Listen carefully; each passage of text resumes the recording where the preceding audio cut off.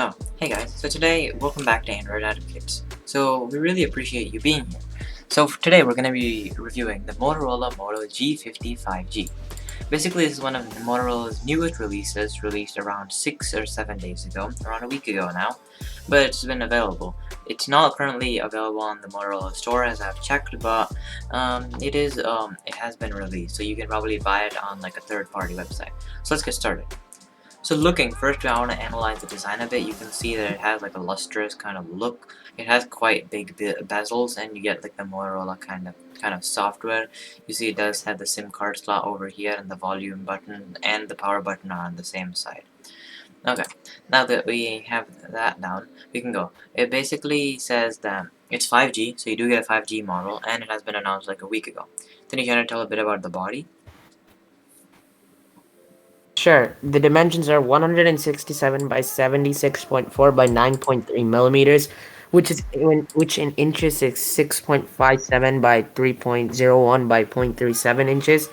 It weighs 206 grams, so a bit bulky than usual.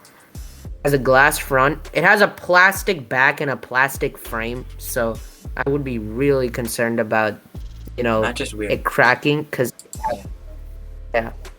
They just only have a glass front, but they have a plastic frame. Like normally, even if they had a plastic back, I would expect something like an aluminum frame or something like that, or a glass frame. But it doesn't have that; it just has plastic. You can get a single SIM, or you could get a hybrid dual SIM, and it's a water repellent design. Yeah, I wouldn't trust that though, because considering they probably just put seals and didn't actually certify it, so beware of that. But it probably is probably just a cost-saving technique. Check on Motorola with more for that. Okay, so now moving on, its platform, it does run on Android 11 with the Motorola OS, which is basically just Google software. It does have a MediaTek MT6833 Dimensity 700 5G. This is kind of an interesting chip. It's not that actual good of a chip.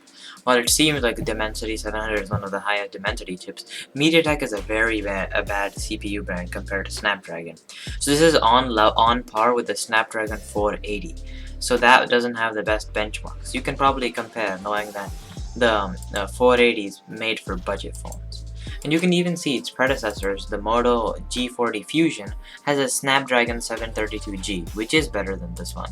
And even the other one, the Motorola Moto G30, which is also released this February, they've released 3 phones of this series this year, which is kind of weird. But anyway, this does have a Snapdragon 662, so this has the worst chip of them all, which I think is kind of bad. Honestly, probably not that good. It does also have a GPU called the Mali G57 MC2, which is also a budget GPU, so don't expect to be running games well on this thing. It's probably made for, it's like a budget phone around $300, so you probably can't run things on maximum frame rate or anything, so just be aware of that. So moving on, I'm going to quickly do the main camera before going into the memory. The 48 megapixel wide camera, basically it has an aperture of 1.7, you get crisp foregrounds, all of that, except another thing is that you don't probably get the best photos, considering it doesn't have optical image stabilization. It only has phase detection autofocus for it, and it also doesn't have a specific autofocus module, and you can see 0.8 nanometers and 1.2. So, right, so you can see those. The macro and depth camera, in my opinion, I don't count those, because the macro camera can just be cropped in like a regular image for the wide camera, and it'll be more detailed, so I don't count that. A depth sensor, I don't really count that too, because it doesn't help with your photos too much. And it can also, its video is not that good either. It's 1080p 30 or 60 fps, and even the most budget phones nowadays have at least 4K 30 fps in their phones through software, so I don't really like that. Can you tell a bit more about the memory and the selfie camera? Sure. So for the memory, it has a specific micro SDXC card slot, which so it's like, and it says it's shared with the SIM slot. So basically, when you put the SIM in your phone, there will be another space right next to it where you can expand your storage. Internal memory only has 128 gigabytes with 4 gigabytes of RAM. I wish there was more options and they expanded the RAM a little bit. But I guess, I mean, it's not the best that we've seen before. It's only 4 gigabytes of RAM. For the selfie camera, it's 13 megapixels with an aperture of 2. It's 13 megapixels, and we usually see things like 16 or 20. So this is pretty bad of a selfie camera, and but it does run video at 180p at 60 fps. So I guess that's a plus point. But other than that, like the selfie camera isn't that good at all. It has a headphone jack and it has a loudspeaker, so I guess that's good. I mean, that's one plus point to this phone. The battery is 5,000 milliamp, but fast charging is at 15 watts, which is like under average charging speeds that you would find now. So in terms of battery, they didn't do such a great job with this, because normally you would see something like 30 or 50, 60 watts charging, and this is just 15. Yeah. So I would definitely So the price is around not. 300 US dollars. It has one color called meteorite gray, and they even spell gray wrong. Like, oh bruh. But like, look at this. It's not a grayish color. That's what I don't understand about this phone. Honestly, I would not get this phone. We're gonna give it a rating quickly. But also the thing is, oh, I forgot to mention the display. It is 90 hertz because that's the max that this chip can handle. If you go to their website, you can see that this SoC mentions that the max refresh rate is capped at 90 hertz. It's kind of bad. At least nowadays, phones are able to run at least 120 hertz. If they choose to make it less, then that's their choice. But it's maxed out. That's bad. The video playback is at 2K, 30 FPS. That's worse too. So, generally, you'd see video playback at higher qualities. So I don't think that's the best either. So, just looking at this for $300, there's probably something better that you can do. Motorola at this point is trying to compete with companies like Samsung and Xiaomi, and both of them make better phones than this for the price tag.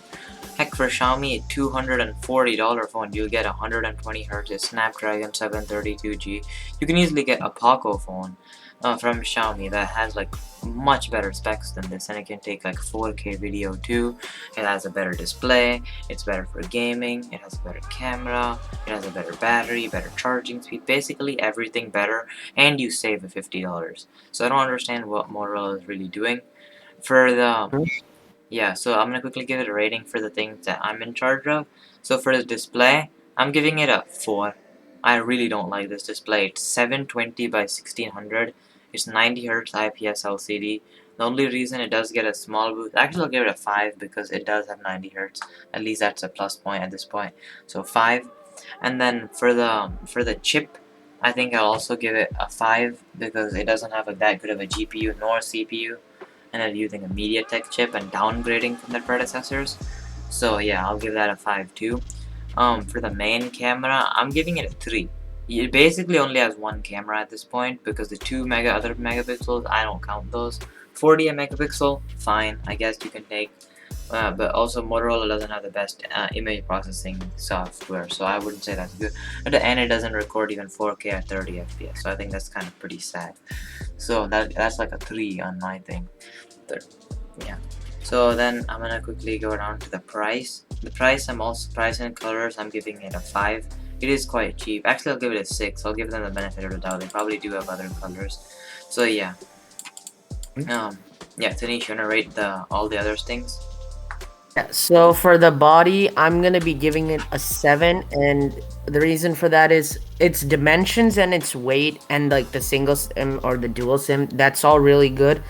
The really Actually no, I'm gonna give it a 6 because I'm really concerned about the plastic back and the plastic frame. Because if you even drop that from like, I don't know, 5 feet above, you will like break it because of like the plastic frame, and it only has a water repellent design. It doesn't specify what type of dust, or it doesn't say it's dust proof or anything. So 6 out of 10 for that. For the memory, I'm gonna give it again another 6 because it does have an external card slot, but they only offer 128 gigabytes, and they only offer it with 4 gigabytes of RAM. Like people need something like 8 or like 12 instead of just 4. I get if they offered more options, I would probably give it a higher rating, but they only offer this, which I don't think is enough for people nowadays. The selfie camera, I'm gonna give it a 4. It's 13 megapixels. They did really bad on. the reason why I'm giving it a 4 is because it at least runs 180p at 60 FPS, I guess. So 1080. that's a plus point. But other than that, yeah, 1080p at the 60 FPS. But other than that, it has a 13 megapixel camera, which I don't think is that good at all. For sound, I'll give it a 10 out of 10. It has a loudspeaker and a headphone jack, so It doesn't even I have guess stereo that's one thing. speakers though. Yeah. So, But I get. How about I'll give it a 9 or a 8. I'll give it an 8. 8 out of 10. For the battery, battery gets 5 out of 10. Storage of the battery is 5,000 milliamps, so at least that's a good thing. But it only fast charges at 15 watts, which is so slow nowadays. yeah. I even if you charged it for like 2 or 3 hours, it's probably still wouldn't be at full Yeah. charge. So for the last but not least, the features. It does have a fingerprint sensor, but it's side, but that's also fine. I don't really care about that, and I actually feel like it's better because it is faster. But it doesn't have much other kind of things going for it, especially considering that it just kind of like steals the software. It doesn't really make a lot of new unique features or anything. So I'm gonna give this a 5 out of 10 too. So overall, that amounts to like a 53 out of 100, which is a terrible score. Not even Yeah. gonna sugarcoat it. 53 out of 100 is probably in the range where, unless you like love Motorola and you kind of like a stan at this point for their company, then I wouldn't really buy this. You can buy better phones for the price. You can buy better phones for cheaper than this. And there's a lot of problems with it, especially considering that you probably won't last a long time. Maybe like 1 year or 2 years if you take care of it. Yeah. Feel like what this is like an attempt from Motorola to try and catch up in the industry to like release a phone that would be good for everyone, but this is just like kind of a desperate attempt, I I did think, give because props to Motorola for their other flagship, but yeah, like Tanish said, I don't think it's just a little pathetic attempt at this point. yeah, they quickly made it, and they thought that if they released it they'd be able to get good reviews from it. So I don't think they really cared about anything else in the phone, especially the plastic back and the plastic frame. Like no phone really has that nowadays. Yeah. So, like it says up top, this is basically the end of the review. Subscribe to Android Advocate, like it says on GSM Arena. And yeah, thanks for watching. Tanish, do you want to give a quick shout out to someone? Yeah, so everyone, please make sure to subscribe to Cubing and Gaming with Dev. He does cubing and gaming videos as well. So Yeah. the link is in the description below if you want to subscribe to him. Okay, cool. So yeah, thanks for watching, and we'll see you in the next one. Bye. Bye.